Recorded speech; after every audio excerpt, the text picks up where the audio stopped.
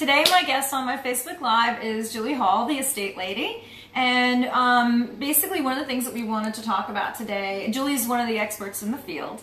And we were talking about the fact that we've known each other a while, a good couple of years actually.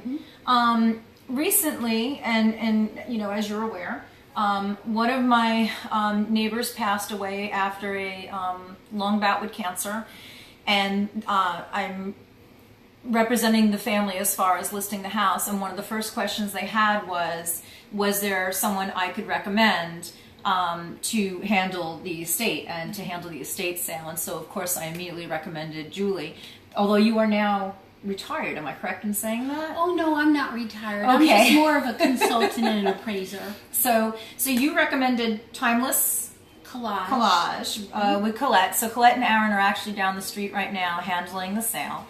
And I was actually just up in New York, and unfortunately on Sunday my sister-in-law's grandmother went into congestive heart failure, and she had passed away on Tuesday evening. So it really kind of brought everything to the forefront about the fact that it's extremely important to have your affairs and your estate in order.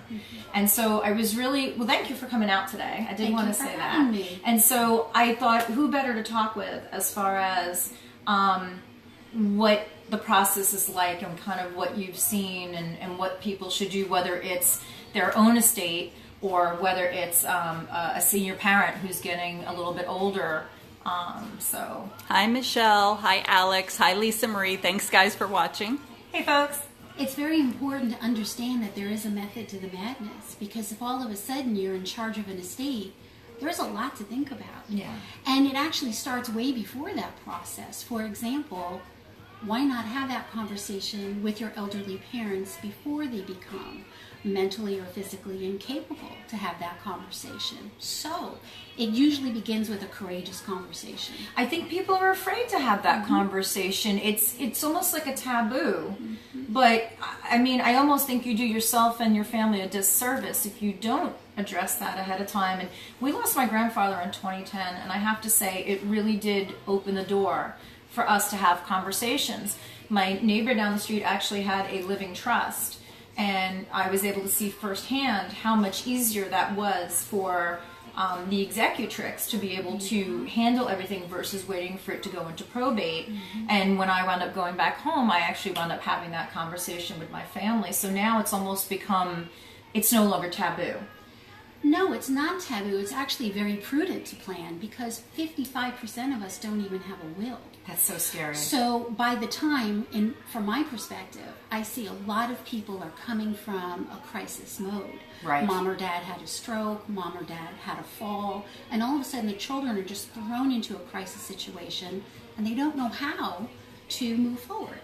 And the best way to move forward is to have that conversation in advance, and to get your siblings on the same page, to make sure you have all of your documents in a row, and to understand where those documents are. What are the passwords? That's a big deal. Big deal. Hi Juan, hi Jonathan, hi Mike. Don't forget, you guys can ask your questions. You can type them in and we will answer them in real time. And if you are watching this as a recording, hashtag replay for us to get your questions answered. So what do you think are probably the best tips you could give, or the best advice you could give people watching going forward, as far, what have you seen and what do you think are the takeaways from those experiences? Because I'm sure you, and I have to say, people in your field, what an amazing, brave bunch you are, because you are dealing with people that are grieving, mourning, anxious, sense of entitlement, angry. Yes. I mean, you're dealing with the gamut of human emotions, and then you have to come in and a lot of times I think with a more of a senior, someone who's been in their space for a number of years, there's a lot of accumulation of stuff. Oh, yes. Now you've got to go in, you've got to clean it out. I mean, what what would you suggest or recommend? Where do you want to start? Let me do that. I think you start after you have the conversation with mom or dad, and then you have to get the siblings on the same exact page. That's not always easy to do because there's always one or two siblings that may not necessarily agree. But when we're talking about the Depression era generation, we're talking about a generation that doesn't throw much away. That's true. So after 50, 60, 70 years of accumulation, you have a very cluttered house. Yeah. So I always recommend that the children say, Mom, Dad, we're going to help you thin out a little bit. You don't need all these glass jars and Cool Whip containers. Oh, they have that. That's a hard Yes, time. they do. That is a hard time. My grandfather in the basement he was a glazer and a carpenter, and he had shelving around the entire garage. And I can't tell you how many boxes of screws he had. Screws and nails, and then Maxwell House containers, which also stay. Everything gets stored in those too. That's a generation that just didn't throw anything away because Right. they just came out of the Depression, and you just never know when Right. you're going to need that scrap of leather. So how do you start that conversation? Because you're right, that is not. It's not easy to let go of stuff, and anytime we would broach the topic, it would be like, "Don't throw out my stuff." Well, And I'll be honest with you, my grandmother and my mother would wait for my grandfather to go to work, and then they'd start, that's what a lot of they'd people start, do. anything that had no value was, Hey, tossed. Allie. Hey, Brent. Thanks for watching, guys. Hi, guys. Hi. Well, I always recommend that you have a conversation and you start with your heart. Mom, Dad, Susie and I have been thinking a lot about this. We're a little concerned, and what we figured out is we don't know what you want. We don't know what good. your wishes are, and we don't want to be put in a position of having to guess. So we need to get this in a row, and we need to start working on this, and we need to start working on where are the documents, what are the passcodes, and let's talk about finances. This is a generation that is the silent generation. Yes. They don't like to talk about private business. Right. And the children feel like they're imposing Yes. on that. But in reality, what they're doing is gaining an understanding so good decisions can be made along the way. And the first thing I recommend after all of that is bringing in an expert who understands the value of personal property. Because you can't sell it, donate it, discard it, or give it away until you know what it's worth. Right. I've seen amazing things in the trash that people throw away, including gold coins, a $50,000 vase that I was able to identify that was in a laundry basket getting ready to go to charity. That gave me goosebumps. It gave me goosebumps. Oh, my God. Oh. Hi, Mike. Thanks for tuning in. Oh, my goodness. So it's really important to first understand what you have before you give it away, before you donate it, before you discard it, before you sell it. And it's worth hiring an expert for an hour or two to have an understanding. Is there something of value in this house? Or, Julie, is it okay if we donate it? Should we have an estate sale? Should we bring in an auctioneer? It's, what is it? An ounce of prevention is worth a pound of cure. It's very smart to do that. So there are people that would say that they think that folks that do what you do, that it's expensive. So I like the fact that you bring up that you could hire someone just to come in as a consultant if you didn't want to do the whole thing. But I have to tell you, watching what's been going on a couple doors down over the last couple of weeks has been eye-popping, just incredibly educational. The amount of, the prep prior to was just, I was just shocked. People don't understand that we're taking 50, 60, 70 years of accumulation and we're undoing it and redoing it inside of a week, maybe 10 days. Yeah. This is back-breaking work. And a lot of times the families want to be involved, but it's always best to leave it in the hands of a professional who knows what they're doing. So finding a trusted professional is the key. I think there's a lot of truth in that statement because I think there's too many emotions and I think there's too many cooks in the kitchen. Yes, there are. And I think that's when you wind up having families torn apart, quite frankly. I see a lot of that in my practice. With over 27 years, I've seen the most amazing family goings on and siblings that just don't get along.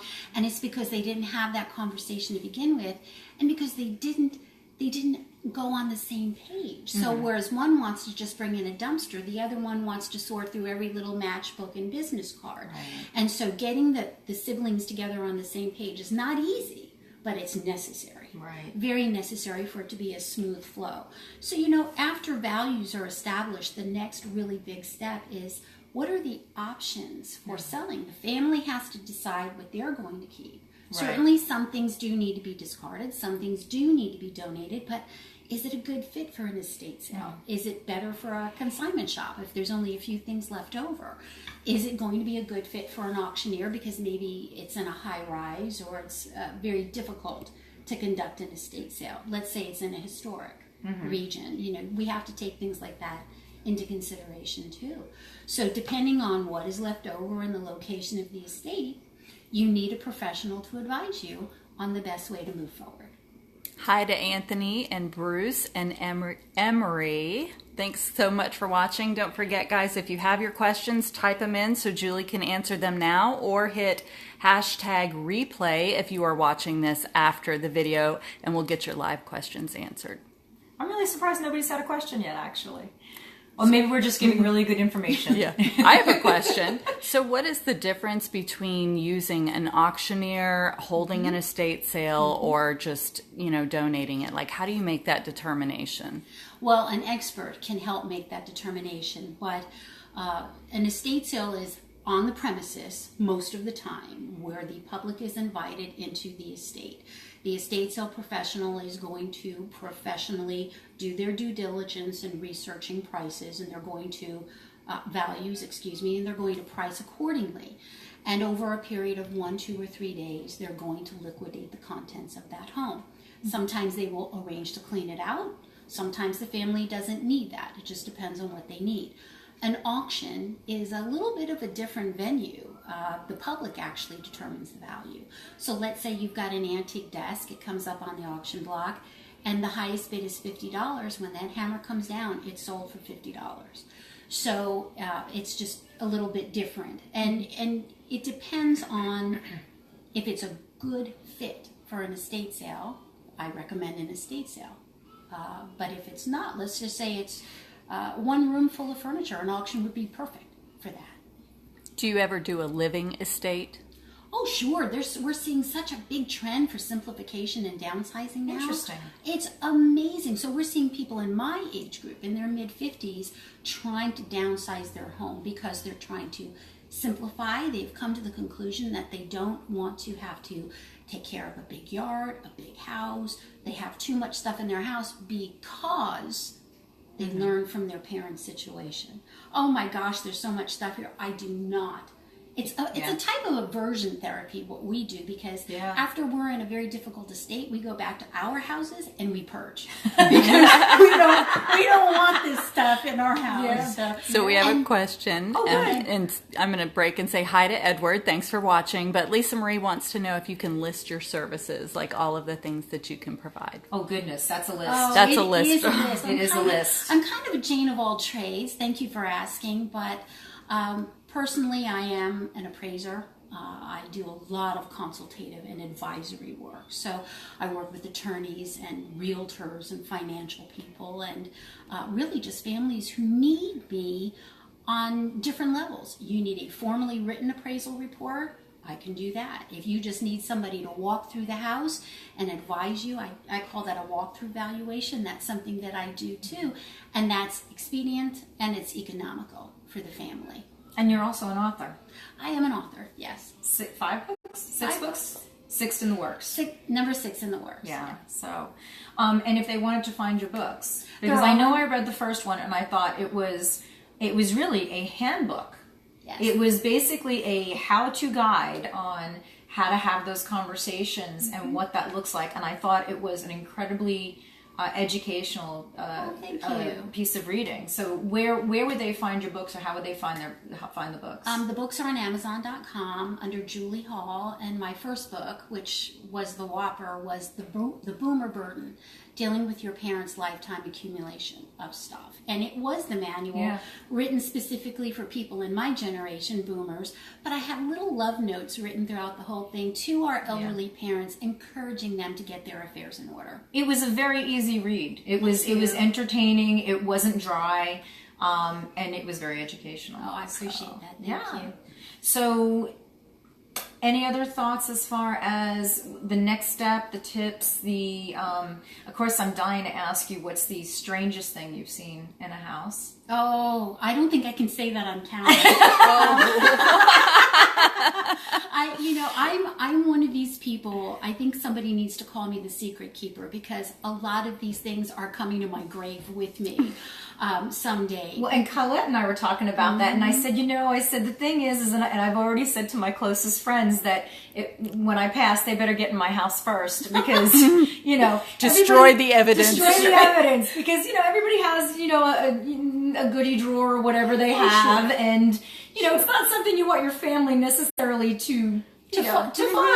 Well, I can say that, in some estates we find some little things, risque items. We do find things like that, but sometimes we find things that are not considered within the normal realm, and those just need to be handled very discreetly, and we usually do just that. But it's amazing what people have in their homes. What one person thinks is junk could be a phenomenal treasure, or what people think is a treasure can just be a piece of old junk. A lot of people will say, but Julie, I don't understand, this is from the 1850s, and I have to politely find a way of saying, yeah, well, they had junk in the 1850s too. Wow. We have a new question. If you're doing an estate sale for someone who has passed and the heirs plan to sell the home, do you assist with staging the remaining furniture? Some estate professionals do. Some estate sale professionals do have staging services. I myself do not, but I do know some that do. Well, and I know the one that we're going to be listing, everything that's in the house is going. And then there's going to be some work and updating done, and then we will be hiring a professional stager to come in and stage that home. So, what is the worst thing that someone who is preparing for this can do? What is the worst thing that they could do in this situation? I would guess nothing, right? Yes, there. Believe me, the list of mistakes is long. But not being proactive in any way, shape, or form is going to come back and bite you tenfold. So it's very important to do a little bit of planning up front, especially having legal documents in a row, because if you leave this planet without those, it's going to be a mess for your loved ones. Can you expand on that a little bit?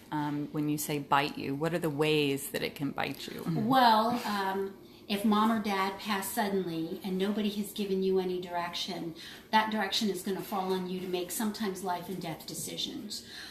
If things weren't discussed with you and your siblings, if there were no conversations that took place between the children and the parents, the pressure and the anxiety that can mount in a very short period of time is often very frightening. And I'm speaking from experience. Even though both of my parents died suddenly, both of them did have their ducks in a row, but I've seen so many that didn't. And the ones that don't have their ducks in a row legally, and even just talking to mom and dad, their whole world was turned upside down when a crisis hit. And it's hard for me to say this, but a crisis almost always hits at some point. Hi, Ezekiel. Thanks for watching. Well, and I think the other thing too, and really it now has prompted me to make sure I get my butt to an estate attorney and look at doing a living trust, because I think if there's property and there's still a mortgage that needs to be paid, and it has to go into probate, and there's no will, or nobody knows where the will is, and maybe they got a will, but nobody had a conversation about where it is. Right. Now everything gets frozen, right? The bank accounts, everything. So how do you pay the mortgage? How do you keep up on the bills? You're frozen, right? I mean, I think that's got to add to the anxiety and the stress tenfold. And there's a lot more than that. You're absolutely right, and I would advise people to consult with an estate planning attorney.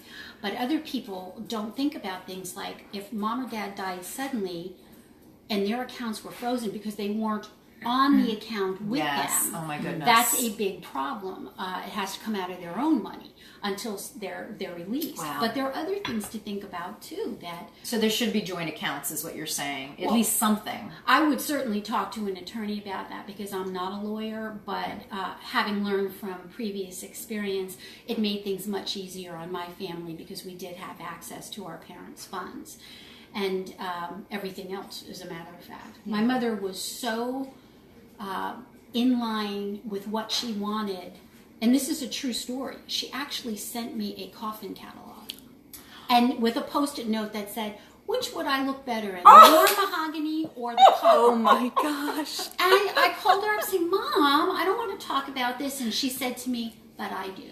Oh, Good that's for her. great. And when she died suddenly, I had to kind of giggle a little bit because of that wonderful conversation we had.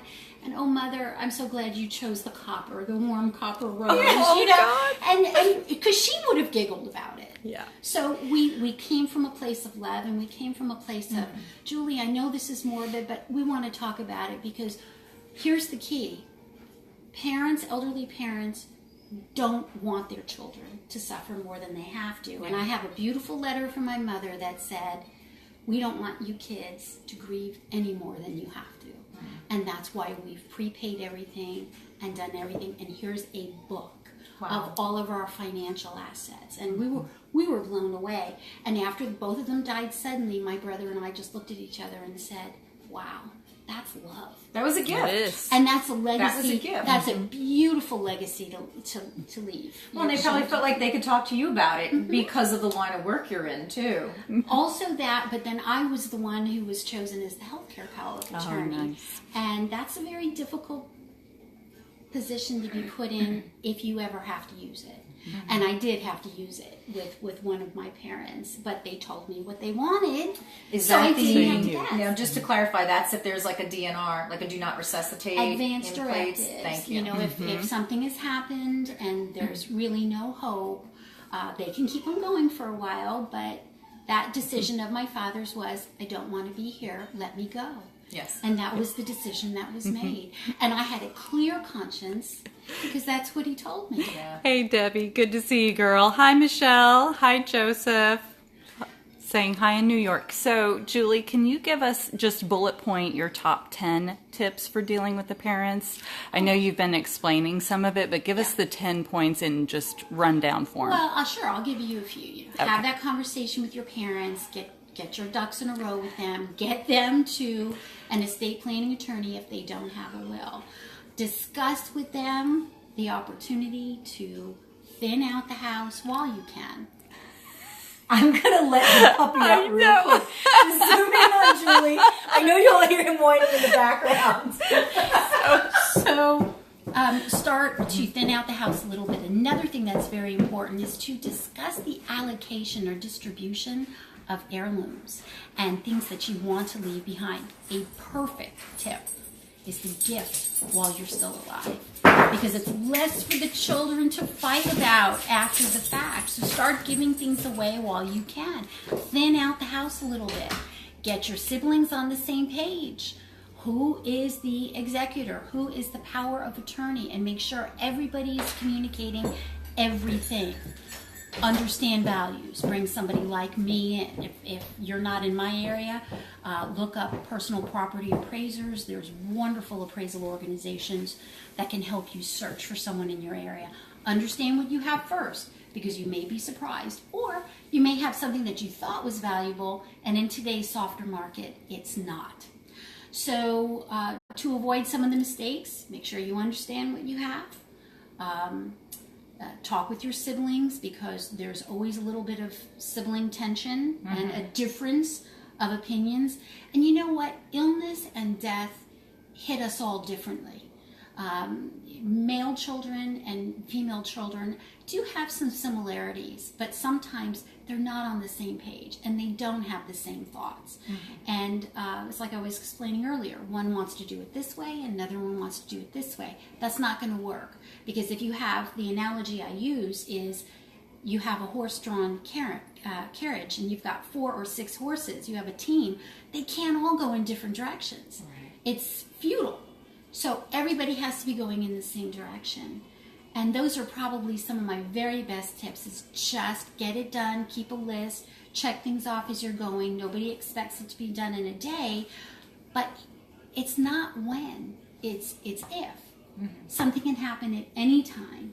Yeah. And I'm seeing people passing away and having health issues much younger than they used to. So just because you're in your 40s or 50s does not mean you don't need to plan. You do need to plan. Okay. Any last words of advice that you'd like to, any words of wisdom to impart? I know this was a serious topic. We tried to keep it kind of, light. A little light. Because, So. Well, little parting wisdom. It's like the fish that got away and the fish just kept getting bigger and bigger story. Just because you were told Abraham Lincoln sat in that rocking chair doesn't mean that he did. So, old appraisals, they're great for identifying things, but the values have changed today. So just, get someone in who can identify those things for you and understand their real value, because then you're going to have peace of mind. Yeah. Excellent. Well, thank you. Oh, thank you so thank much. you. I'm always happy to see you. Me too. And I hope you guys found this really educational and beneficial. And if you have any questions that you think of after the fact, feel free to put them in the comments below, and I'll reach back out to Julie, or I'll make sure that you're shared or tagged on the post. And, hopefully we can circle back around. But I hope you guys found it good, and have a fantastic Friday. Bye-bye. Bye.